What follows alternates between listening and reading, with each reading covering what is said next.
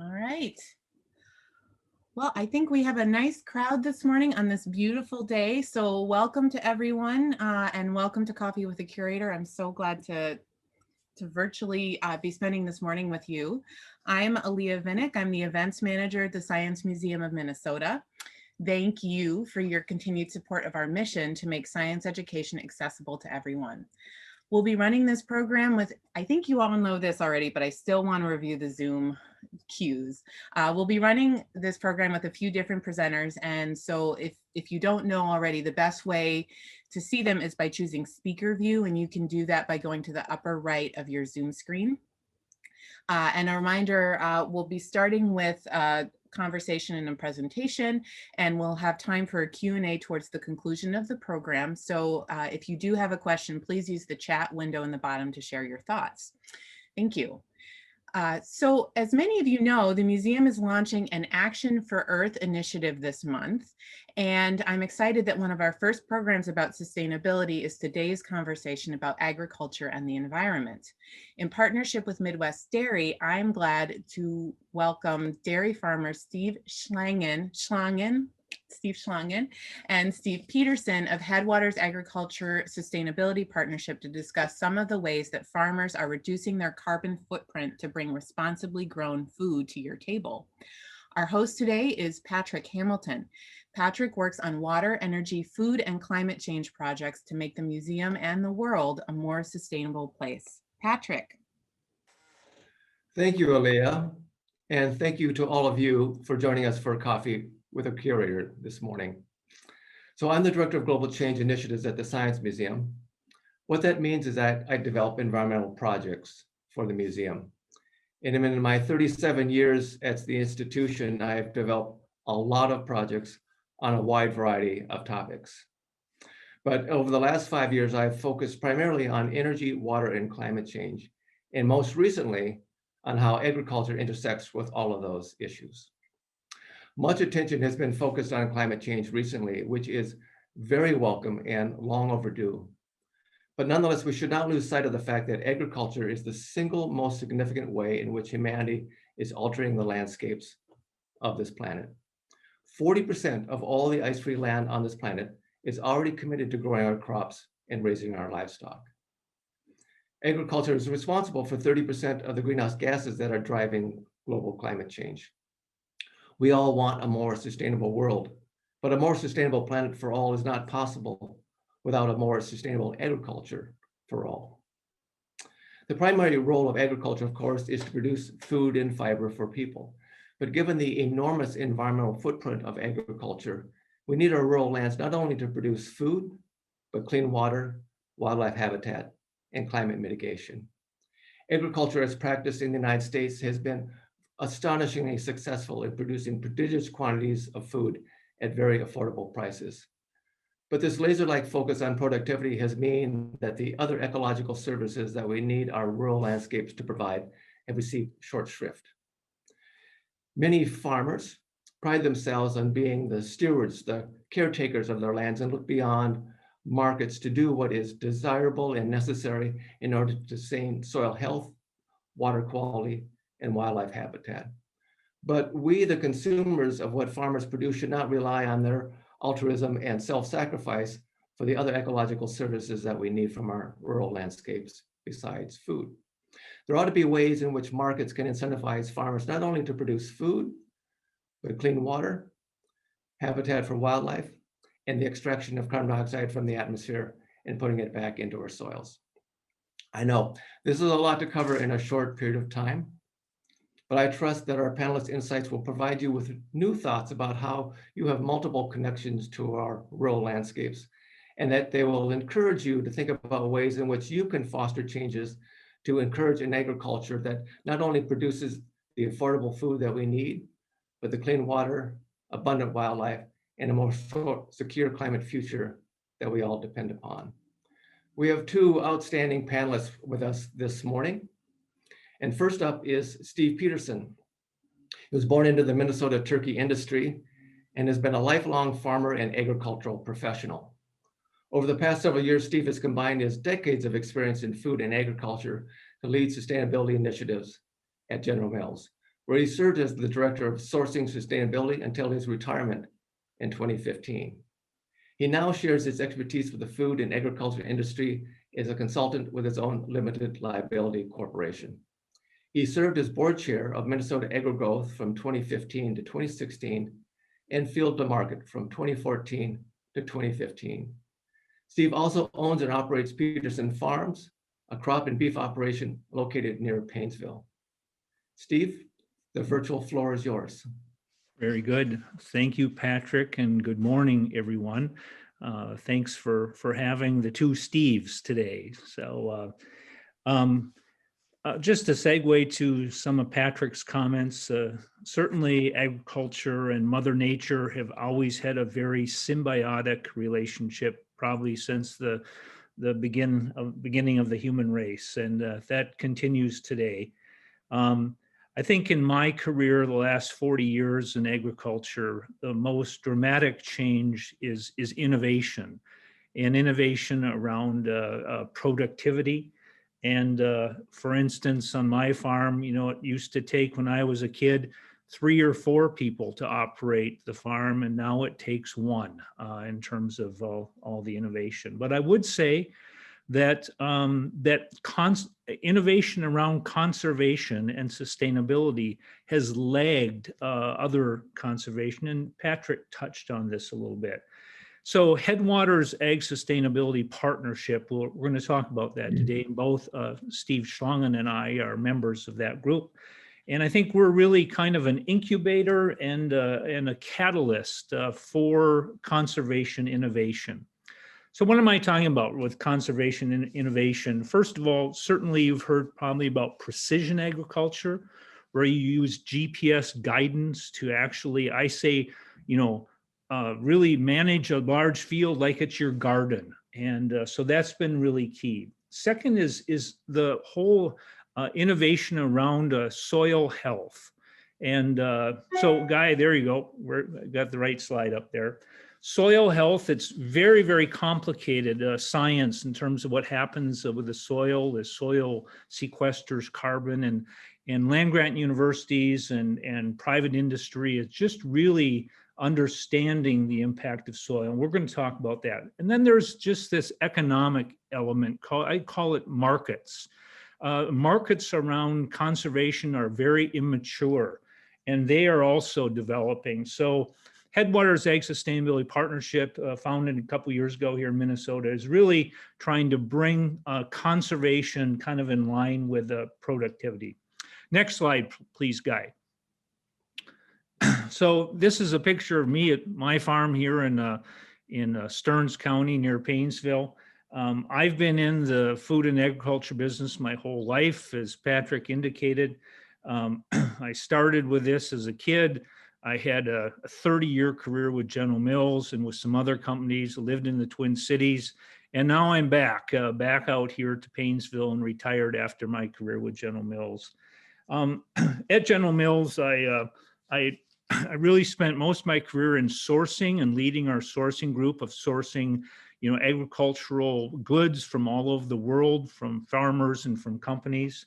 My very last job was really helping to develop the whole sustainability strategy around sourcing of materials. And General Mills has done a really good job of taking that further since I've retired. I'm going to touch on that a little bit too. You see the sign here. You can't read it, but in the text here, you can see that in October of 2015, my farm was Minnesota Ag Water Quality Certified. And I serve on that advisory board that started in 2014, and very proud of this. We won't go into the details, but I think Steve Schlangen, I think your farm is as well. But this is an example of a very important initiative that's growing across the state to date. There are about 1,000 farmers in Minnesota that have achieved this certification, and that encompasses about 750,000 acres. Next slide, please. Thanks. So what is this all about, and why are we doing this? And I would say that this issue, as Patrick sort of set up, of agriculture is, this is not just farmers' problems. I mean, this is sort of the human race issue. And I think probably one of the top challenges is described in this slide. This was done by a friend of mine, Jason Clay, who's been a leader at the World Wildlife Fund for a couple of decades, really much smarter guy than me, but he simplifies this saying that as a human race, we're basically kind of out consuming the capacity of Mother Earth. And this involves agriculture, it involves driving cars, it involves production, it involves fossil fuels, extraction, fossil fuels, everything, sea life for that matter. And so the question is, you got to work on both sides of this. You got to figure out how to make more with less. We have to learn how to consume less and all that. But that's really, I think, what sort of sizes up this challenge. I think it's a human race challenge. So kind of for the last 10 years, as I've been working on this sort of thing, making it more personal, I say I'm doing my grandkids' work here. This is like, making a better world, starting that now for my grandkids that are unborn yet. We hope to have some soon. So what are we doing in agriculture? We're going to touch on a few things here. So Guy, if you could go to the next slide, please. Some of you have maybe heard of this relatively new term called regenerative agriculture. And my former employer, General Mills, has really kind of, this is a good sort of approach to encompass everything that's being done now at General Mills.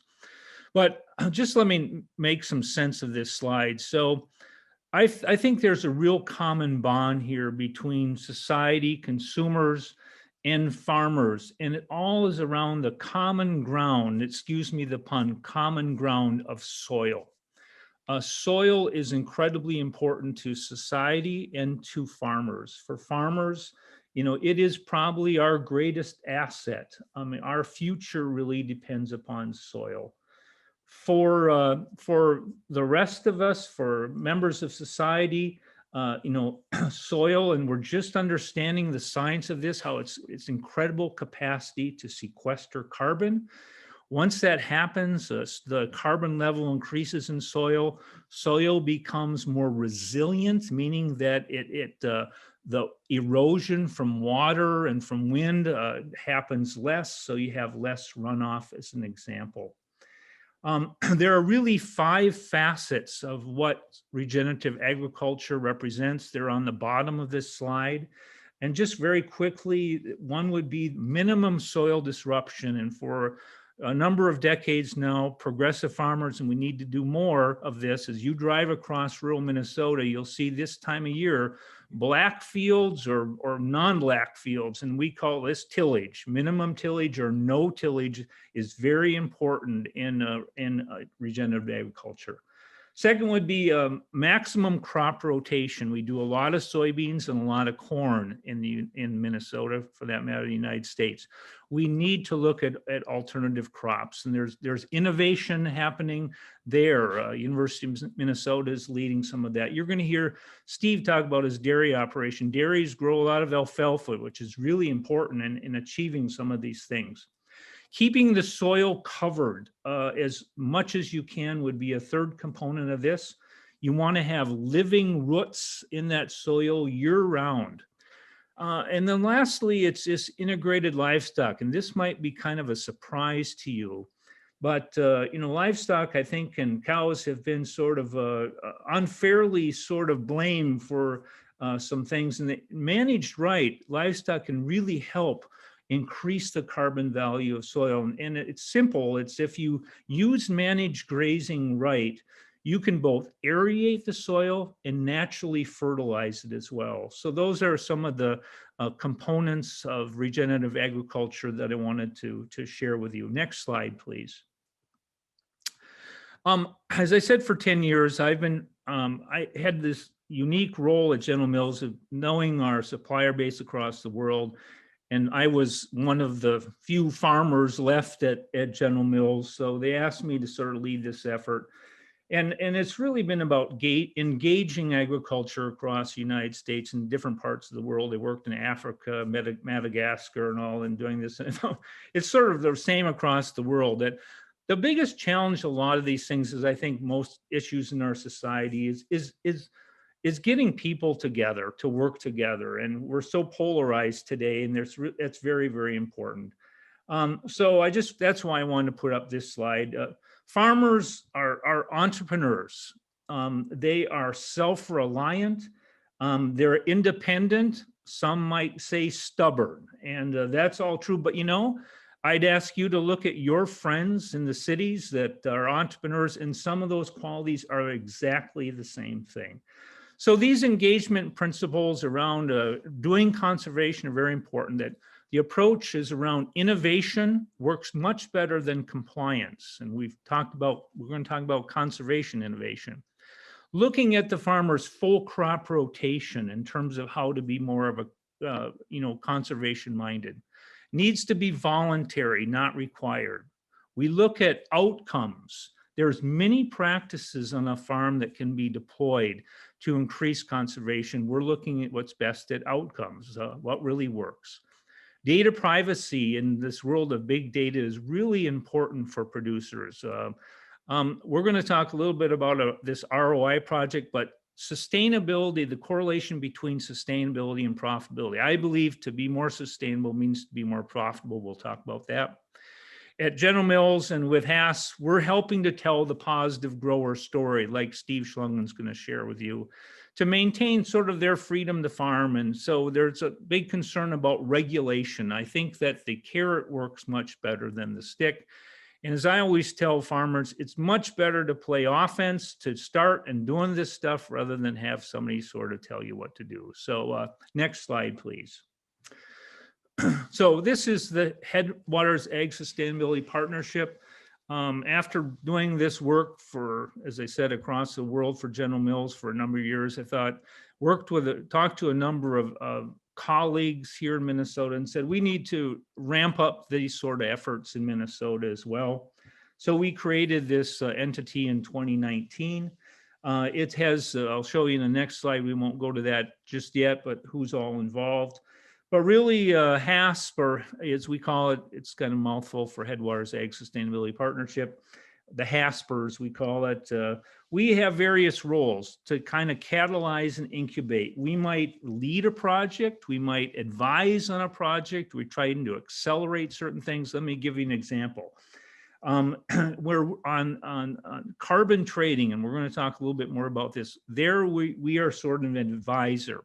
Looking at this relationship between profitability and sustainability, there we're a leader in this. So advance, please, Guy, to the next slide. Here are the members. There's 12 organizations and two producers, the two Steves that you have with us here today.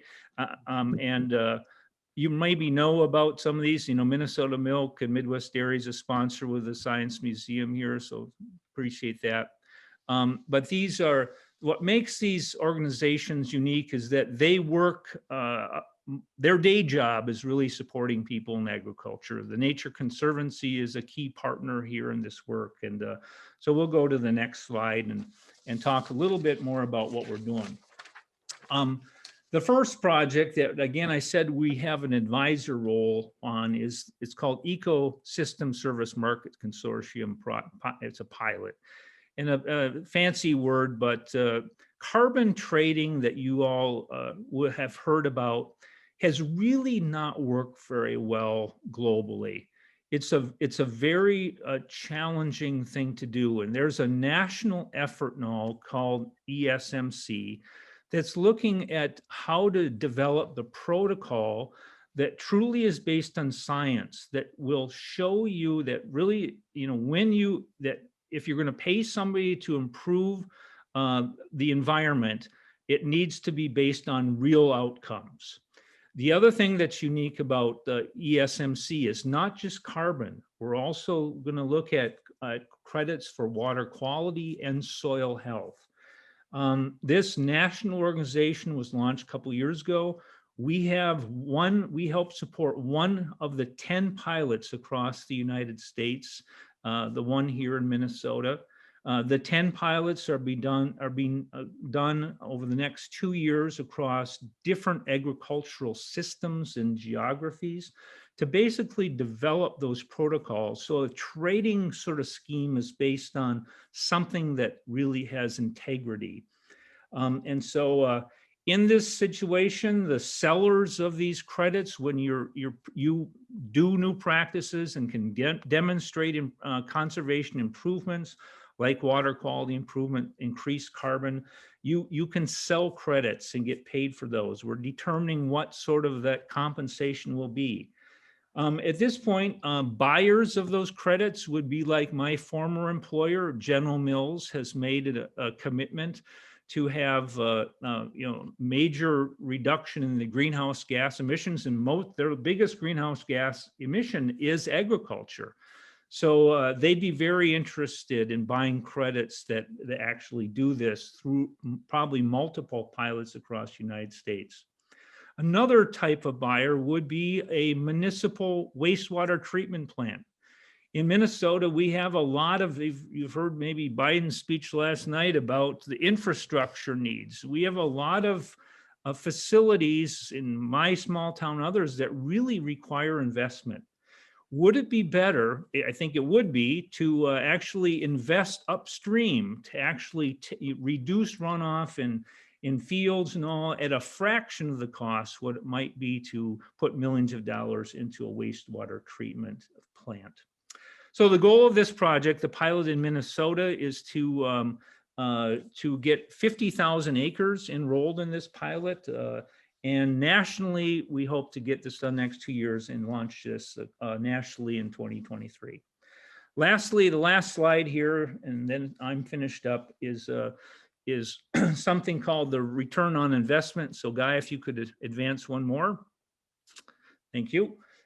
Is the return on investment project. And I alluded to this earlier. I think that there really is a correlation between conservation and sustainability. We're trying to demonstrate that here. And Steve's gonna, I'm not gonna steal his thunder, is gonna go more into this. HASP is trying to fund basically the enrollment. We have this wonderful FinBin, it's called, this financial business management. It's about data, and it's around education of farmers that have a better way to kind of look at their operation. And what we've seen in early sort of research is that there is a pretty strong correlation here, but we're proving that. So it's really been a good project. And what we really depend on these projects is peer-to-peer learning. It's best for farmers to learn from other farmers versus some stranger that doesn't really know much about farming. So that's what I have to share. Thank you for listening. We'll have some Q&A. I'll turn it back to Patrick to introduce the other Steve. Steve, thank you very much. And I really appreciated that holistic approach to agriculture. That's something that is going to be increasingly important as we go forward into the future. And a lot of attention is, of course, focused on climate change and particularly on how we reduce our emissions of greenhouse gases into the atmosphere. But increasing interest and concern is being directed to the fact that we probably are also going to be in a situation where we need to extract carbon dioxide from the atmosphere and store it back in various reserves on the planet, trees, deep underground, and especially, I think, in our agricultural soils. So I really appreciated you bringing up those thoughts and those ideas. And now let's turn our attention to Steve Schlangen. And Steve has been a member of the National Milk Producers Federation Board of Directors and chairman of the Associated Milk Producers Incorporated. He and his wife Cheryl milk 65 Holsteins on their farm near Albany. They raise all of the feed for their cows and replacement heifers on their own 220 acres. Steve started milking on his own in 1986 when he bought a herd of 28 cows, rented a vacant barn, and bought all of his feed. Steve and Cheryl were married in 1989, and they purchased the farm soon after. In 1992, they built a freestall barn and milking parlor, where they milked until adding a robotic milker in 2010. So just like Steve Peterson, Steve Schlangen has decades of experience. And we're going to start with a quick video to give us an overview of Steve Schlangen's operation.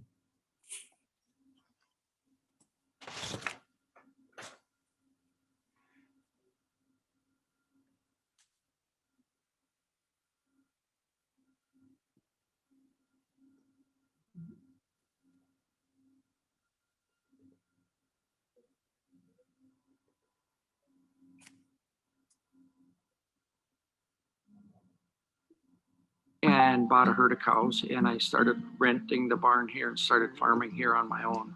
Farming's just been in my blood, I think, since I was a kid. I grew up on a farm. We are a dairy farm. We grow corn, soybeans, alfalfa, barley. Second generation on the farm, and my son coming in.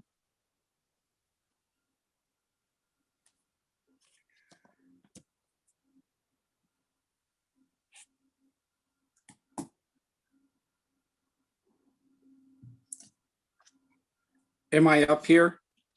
Yep, we see you, Steve, Okay. and we Sorry, hear you. can you hear me okay? Good. Okay, first of all, I want to start off just thanking Steve Peterson for bringing his experience and leadership to our HASP group. He's just been a great leader for us and really fun to work with. And I think we've got a really good group there together that's from a lot of different areas that can have a lot of input, and hopefully we're going to have a positive outcome from everything we're working on. So yeah, just going back a little bit in history, I did start on my own like 35 years ago, roughly now. And, you know, it's always been about trying to do the best you can to be productive. And a lot of times that goes hand in hand with doing things that are environmentally friendly also. So I just want to mention before we get too far that there's really only two solutions as far as getting carbon out of our atmosphere, and those are forestry and agriculture. And while agriculture does put greenhouse gases into the atmosphere, we also are responsible for taking a lot of carbon out of the atmosphere. So just wanted to make sure that was clear, and that basically means that the people that are looking to buy carbon credits are going to probably be coming to producers to hopefully have those carbon credits to sell. So I'll just go back for where we started. I mean, crop rotation is just a part of common sense of farming, but especially of dairy farming, because of the crops we grow, we rotate every 3 years roughly. So and alfalfa is one of those crops. So alfalfa is really good for the soil. It really holds the soil in place. It actually provides nitrogen for the crops that follow in the years after you take alfalfa out of the soil or out of rotation. So we generally go from alfalfa to corn, and then back to soybeans, and then back to like a barley and alfalfa mix, and then back to the alfalfa again. Just a really solid way to keep all of your land really improving. Like Steve talked about, it's kind of like a big garden. 200 acres used to be a lot. It used to take a lot of hours to cover. Now, if I look at planting my corn and my soybeans, I'm looking at a couple days for each at the most. So we don't do a lot of passes with tillage. We just try to manage things so that we can be efficient, save on fuel, and hopefully have some money left over after we sell our crops or feed them through our cows and sell our milk. So, I mean, dairy farming especially has been part of the sustainability process, I think, for a very long time. And I think what we're really looking at is continually improving on that. And we've tried to do that more and more over the years, using more as far as manure management from the manure we produce on the farm. We try to store it as best we can and put it on in the fall of the year when we can inject it right into the ground. And we have soil tests to show where the needs are in those fields. And we can put it on accordingly with a variable rate applicator. And, so you get the most out of that manure and you don't lose nutrients in the manure and you protect the water all at the same time. So by injecting it, we actually do a kind of a round of tillage while we inject the manure. And so it really saves money and it's good for the environment. So we've done things like this for a long time, but we continue to try to find new things. And some of the later things now, we've been doing grid sampling on our farm, which is really like breaking down every field into little 2.5 acre parcels, getting a sample of what the nutrients are in those areas. And then those samples get plugged into a computer and the co-op will come out with their variable rate spreader with that computer program put right in there, and they'll apply the nutrients exactly where they're needed, and where they're not needed, they don't apply anything. So that's a great way, again, to put the nutrients and the money where you need it, but not waste nutrients and not put nutrients in areas where there'd be too much put on after a while. So along with that, we have buffer strips along our ditches that we put in through this what's it called, a conservation security program. We've been part of that for 20 years. And those are programs that they kind of try to get you to do practices that are good for the environment. And we've done buffer strips. We use an integrated pest management program where we scout fields for insects, weeds, and diseases, and only apply any kind of pesticides when it hits an economic threshold and we actually need something because it's hurting our yield. Again, we have a stacking slab and a manure pit for manure storage so that we can manage that manure in a sensible way and a realistic and efficient way so that we get that manure into the soil in the fall. And then we just recently started planting cover crops to, like Steve had mentioned, to have some live roots in the soil, hopefully, maybe 10 to 11 months out of the year, which holds the soil in place, and it's just good for soil health. Besides that, I mean, in our barn with the robot, we recycle the water. We have water that goes through a plate cooler that cools our milk as it's going into the bulk tank. That water gets reused in for either washing down or feeding the cows water. We have a variable speed vacuum pump in our robots, so it doesn't run unless the cow is getting milked, and it only runs at the speed it needs to run to produce enough vacuum to milk a cow. We have LED lighting in our barns, to reduce the electric costs, but it's really good for the environment also. So tissue sampling in our crops so that we know as the season's going, whether our corn or whatever has adequate nitrogen in it to get an optimal yield. And if it needs something, we would put it on according to those recommendations. Again, knifing that right into the soil so that don't waste any of that and it doesn't harm the water. But besides that, we recycle plastic from all the ag bags and the bunkers and things that we do for storing our feed. We recycle oil and filters.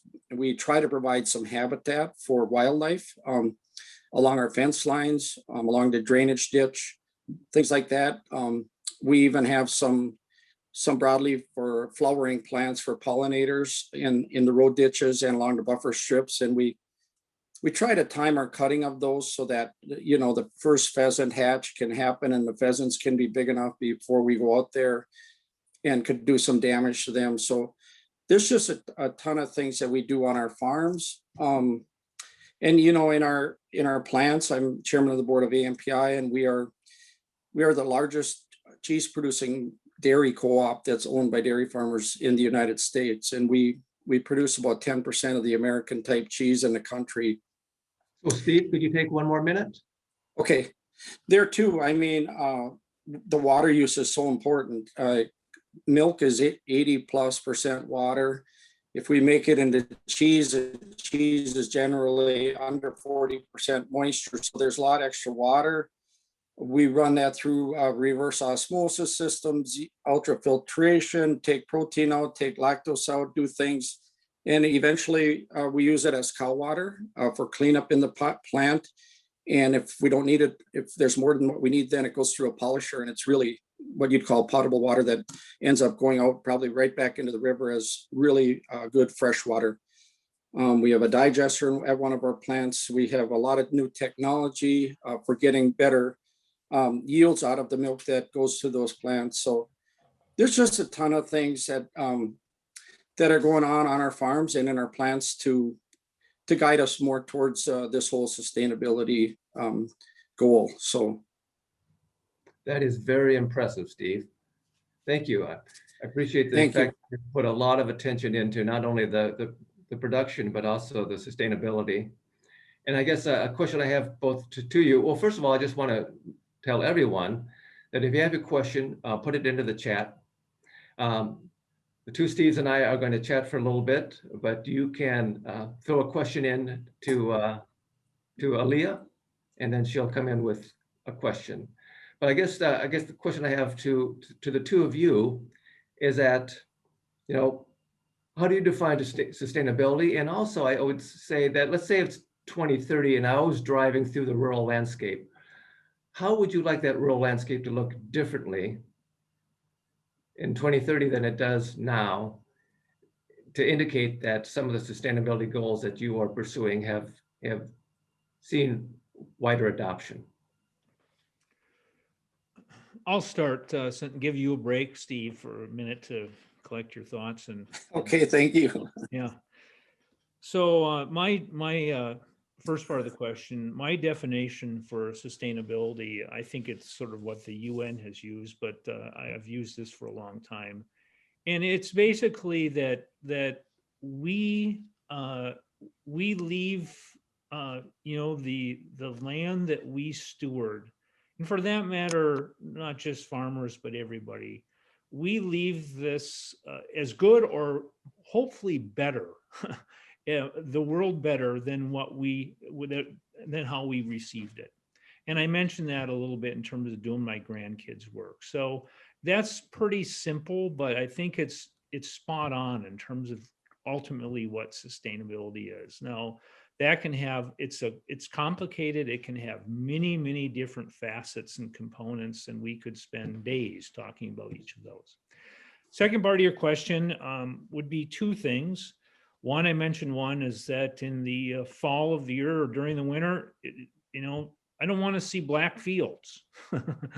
You know, we talked about how important this is for sequestering carbon. And unfortunately now, as I drive through Minnesota, the majority of the fields are black still.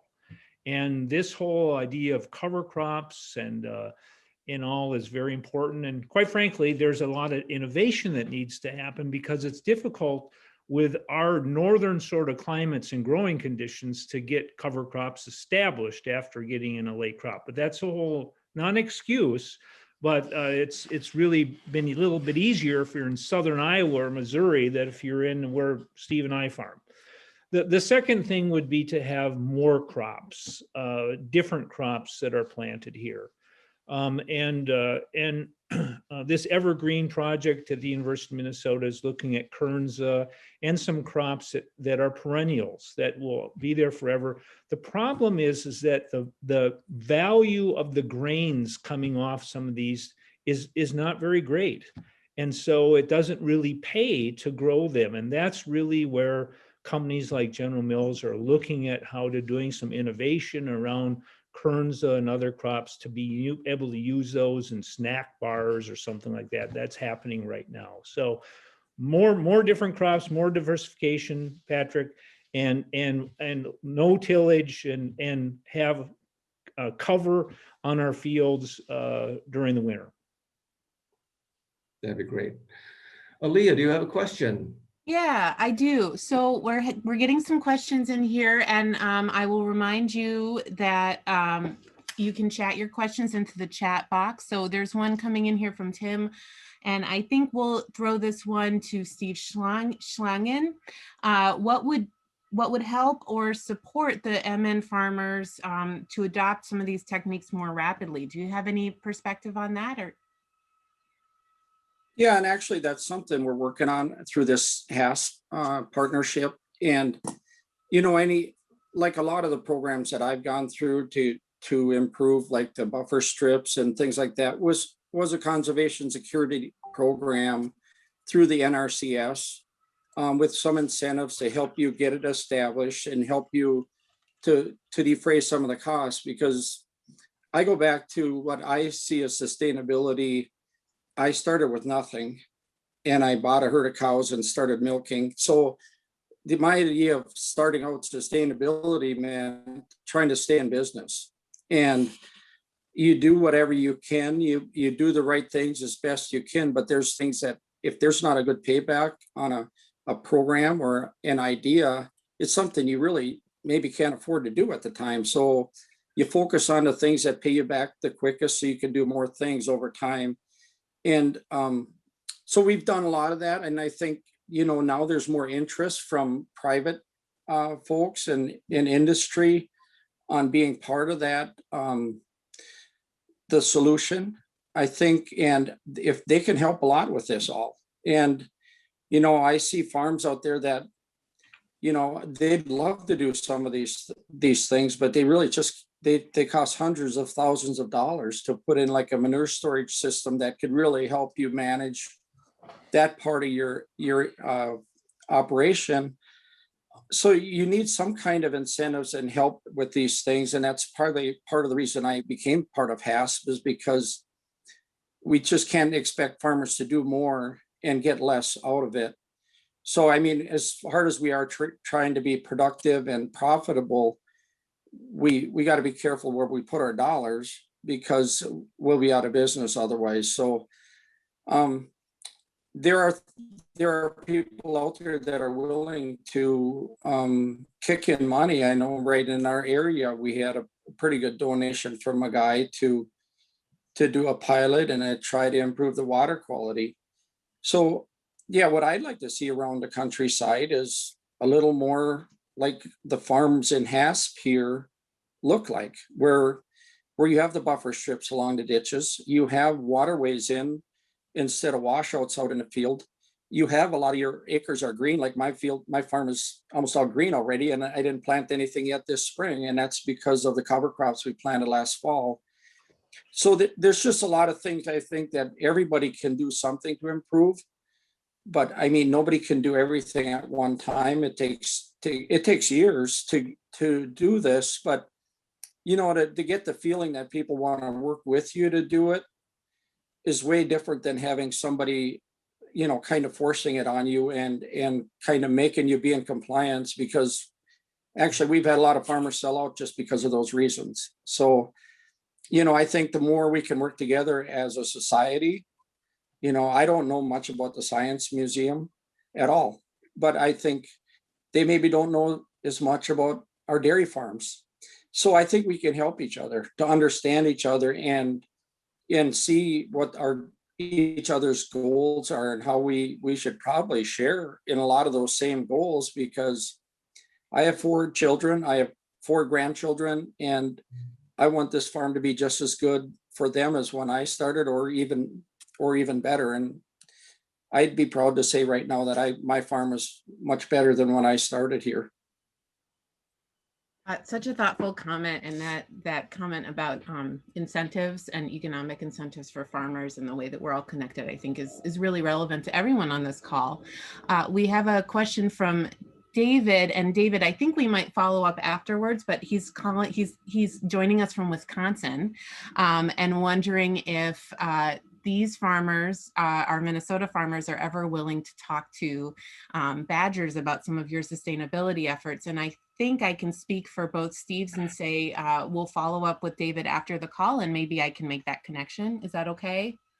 Yeah, and I just add that as HAS, we're actually having some serious discussions with the Dairy Association in Wisconsin.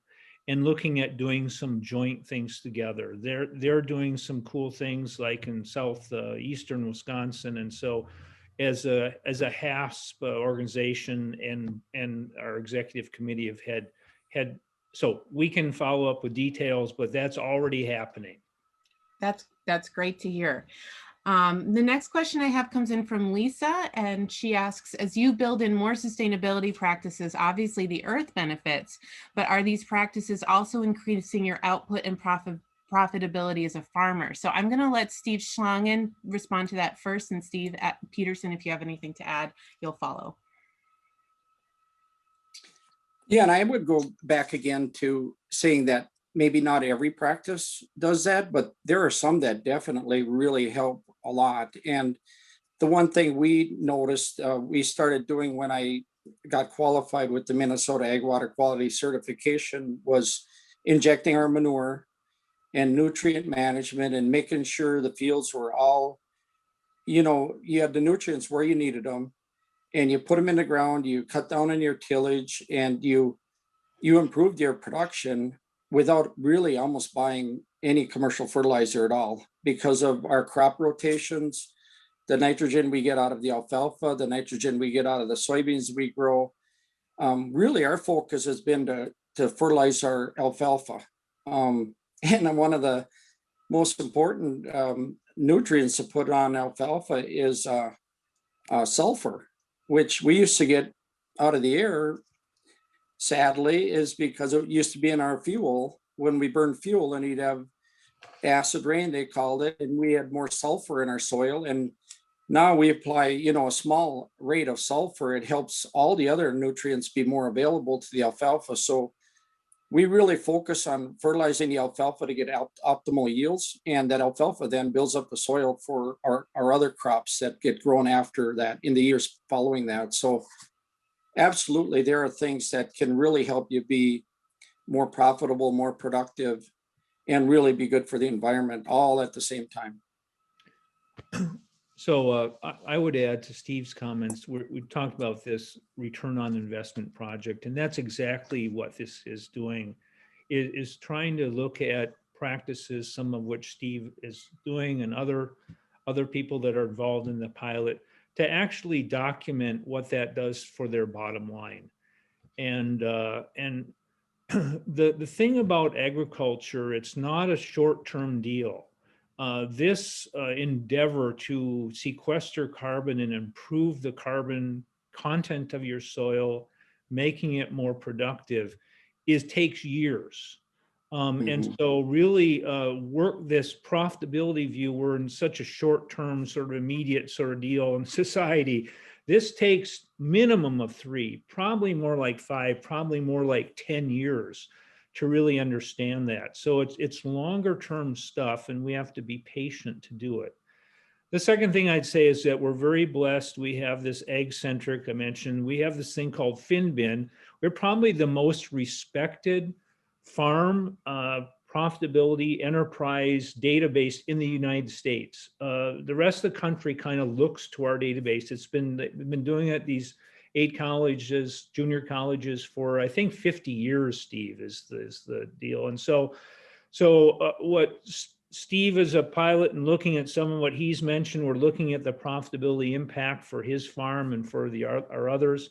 But now we've had some initial analysis of the data, and there seems to be a pretty strong correlation between farmers that do practice conservation, really take conservation seriously, have significantly higher profitability than other farmers, and that we're going to try to look at that and improve that as we go forward as well. So those are my couple thoughts.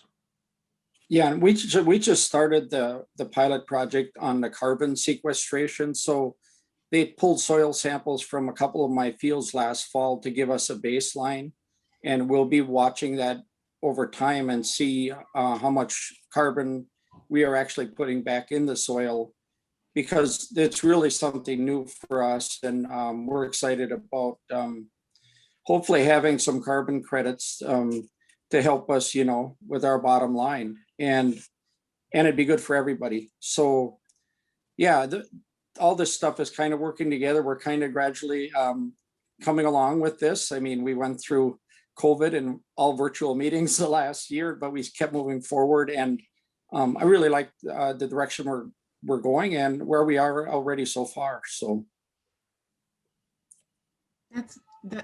we've got so much great information here, and I've got some more questions coming in too. So the next one comes from Terry asking, does investing in GPS systems for your planting and fertilizing pay for itself? So I think that one's for Steve S. Well, you know, for us, it's not a huge investment because really our co-op that we are a member of, they really invest in the technology. We pay the added cost for the soil samples, and then really the co-op, you know, they download it in their computer and they use their GPS and their equipment. And, you know, the more they use that on different farms, the more efficient it is, the better payback they get on it too. So it's pretty new. So it's getting more traction every year. There's more people using it. And that equipment costs a lot of money, but it actually, if you get enough acres, it'll pay its way and it'll actually be profitable for the co-op besides. And I mean, as far as our injecting our manure and stuff, we really do that a little bit more like the old fashioned way, where I have a variable speed hydraulic motor on my manure tanker. I drive a certain speed and I know how many square feet I got to cover with 4,000 gallons of manure. So we decide then with my crop consultant, do you want to put on 4,000 gallons an acre or 6,000 an acre or 8,000? You just adjust the hydraulics accordingly, and then you get pretty darn close with that. So it's kind of a cheap man's way of using maybe GPS, but it works for our manure. For our spraying, we actually do have a little GPS monitor that, you know, they're like $1,200. They can tell you where you sprayed and where you didn't spray and give you lines to follow and things like that. So there's a lot of technology out there that's really pretty affordable, that you don't just have to have everything. Great. We're getting so many great questions in here. So I think for some of these, we're going to have to follow up offline. I think we have time for 2 more questions. So I want to get to a question here about from I have a question and one that kind of looks like a comment, and I think could be a good wrap-up question. So David asks, a few years ago, I heard about research being done with bioreactors to extract phosphorus from field runoff. Is there anything in place commercially based on that research? I don't know if either Steve Peterson or have you encountered anything like that, or Pat? No, I'm not familiar. Yeah, not really. So it's sort of like discharge, you know, fields a lot are drained in Minnesota. We that's a challenge for us with heavier soils and with our just the snow runoff and everything. So there's just been this biochar sort of stuff and looking at that at the end of drainage fields. There's been some of that done. I think it hasn't proved real successful yet. So the uptake has not been real great is what I'd say. It's sort of my educated guess, I guess, in answer to Dave's question. Okay. And then this I would last just, question, oh, sorry, Steve. could I just add, I don't know a lot about that, but I do know that if you do things right on your farm, you'll greatly reduce the amount of phosphorus that will run off into the creek and or into a ditch or anything. But I know that there's places where the runoff from a wooded DNR land has higher phosphorus levels by far than the runoff from agricultural ground. So, you know, there's going to be some phosphorus coming no matter where the water is coming from. But I think with the right practices on agricultural ground, I think you can keep most of that phosphorus on the soil, in the soil. Yeah, that's a good point. So in some ways, it's kind of a Band-Aid. You're probably better to work, you know, more upstream, like Steve has said, and do some things so you reduce the runoff going out of the drainage versus, you know, trying to address it at the drainage pipe.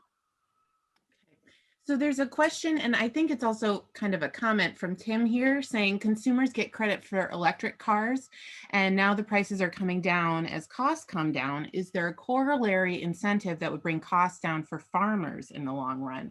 I'm going to throw this to Steve Peterson first, and then I want Pat to comment and also do a quick wrap up. So Steve Peterson. Yeah, so the answer, the quick answer is no, there isn't much. It's, as I said, it's evolving. I think we've made the case here that that agriculture does have a big, just by its very nature, you're not ever going to change that, has this intimate relationship with the earth, with Mother Nature.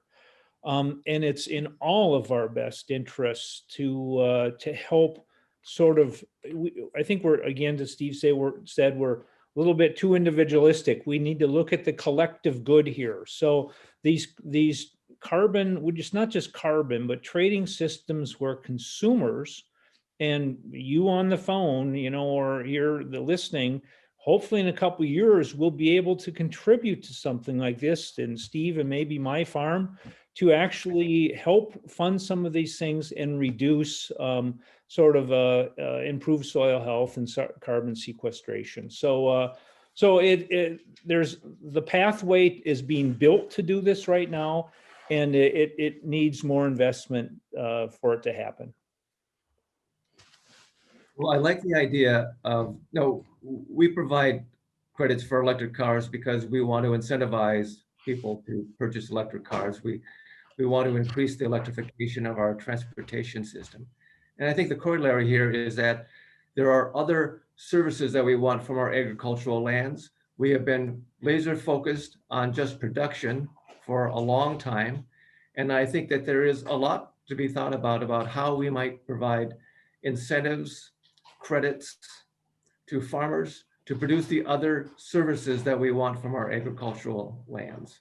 And so I think that, to Steve Schlangen's comment about carbon, that is an interesting, well, both of them have talked about the idea of carbon as a market, as a new market for farmers. And they should be rewarded for taking steps to take carbon out of the atmosphere and put it into the soil.